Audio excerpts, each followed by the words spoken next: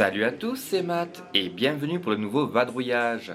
Aujourd'hui, on va découvrir ensemble l'ancienne agora d'Athènes qui était autrefois le centre névralgique de la vie publique, politique et commerciale de la cité. C'est ici que la démocratie athénienne a pris racine et où des générations de philosophes, d'orateurs et de citoyens ont débattu et façonné l'histoire.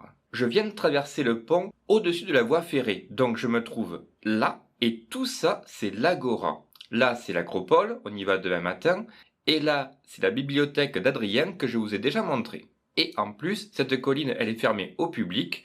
Donc, en fait, on peut juste se déplacer à l'intérieur de ce cercle. Bon, ben du coup, on va commencer la visite par ici, avec une grande allée où il y avait autrefois plein de statues. Qu'on appellera la grande allée avec plein de statues.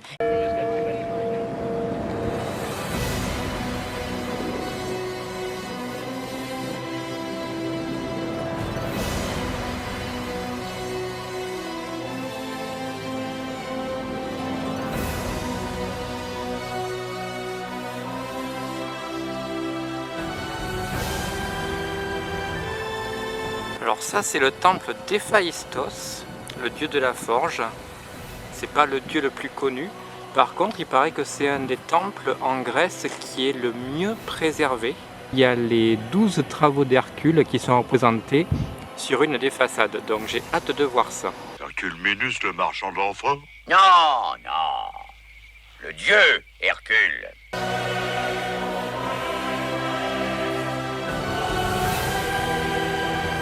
Bon, évidemment, la fresque, elle est plus toute jeune. Mais j'ai quand même reconnu le moment où Hercule dompte le taureau de l'île de Crète. Bon, bien sûr, faut imaginer. Et si vous en reconnaissez d'autres, laissez-moi un petit commentaire pour partager vos trouvailles.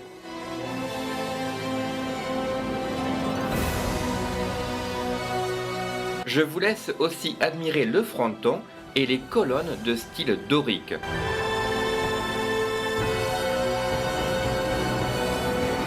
Et surtout le superbe panorama qui s'offre à nous, parce que depuis là, on a une vue imprenable sur l'acropole, que je vais donc explorer demain, et sur la colline du Lycabette, où je compte me rendre juste après pour profiter du coucher du soleil.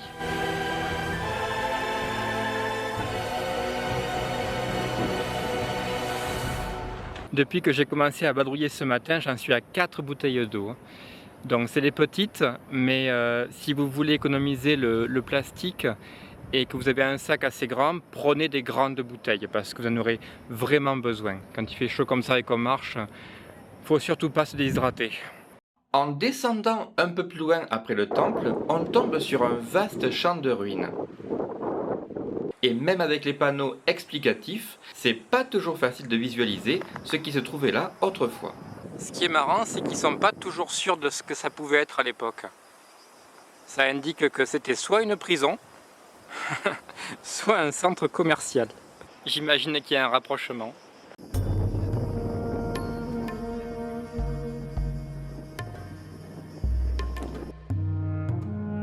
Je me suis dit, il y a un vieux papy avec un air grec, c'est Socrate, mais le chinois, c'est forcément Confucius. Pourtant, il n'était pas à Athènes à l'époque. Eh bien effectivement, ça date de 2021. Le clou du spectacle, c'est bien sûr la Stoa d'Attalée. Alors par contre, elle, on ne peut pas la rater.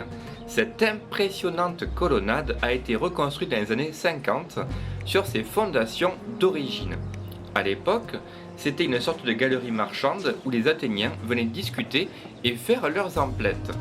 Aujourd'hui, elle abrite le musée de l'Agora, avec des artefacts remarquablement bien conservés.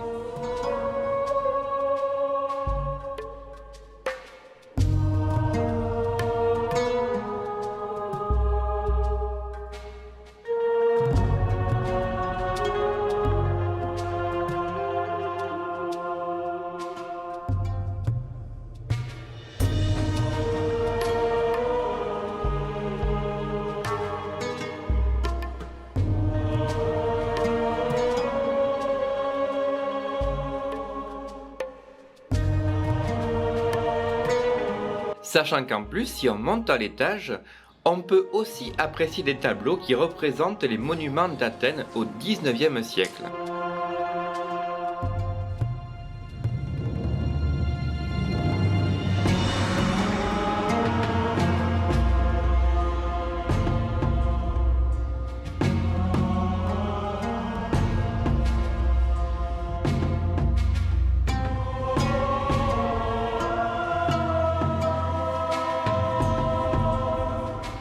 Et des maquettes de l'Agora et de l'Acropole, ce qui me donne un bel avant-goût de ce qui m'attend demain matin.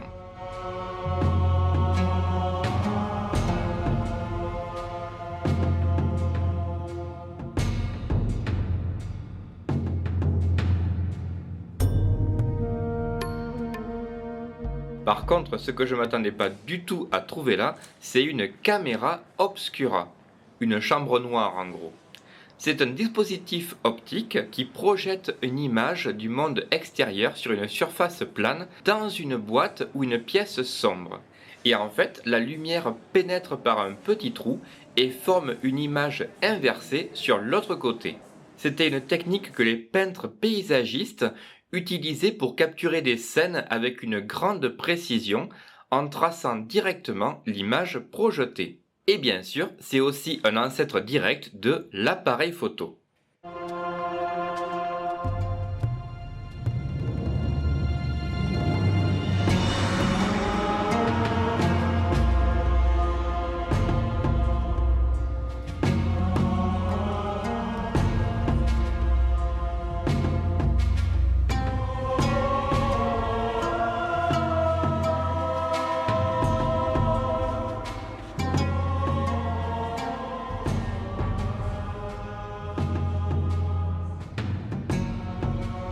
Et pour terminer en beauté, je vous présente la fameuse pierre du Bema, l'ancêtre du podium politique.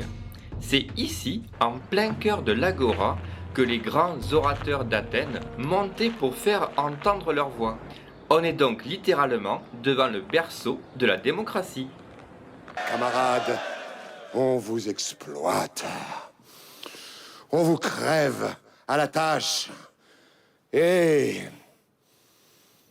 franchement... voilà.